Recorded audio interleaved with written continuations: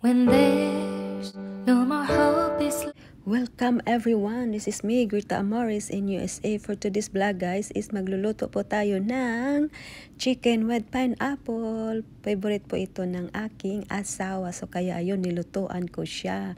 Enjoy the rest of my video guys.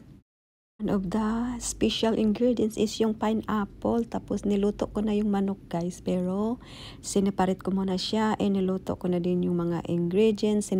Separate ko and put aside. Tapos pinaghalo ko na sila at the end. So ayun, pinagmikos-mikos ko na sila guys.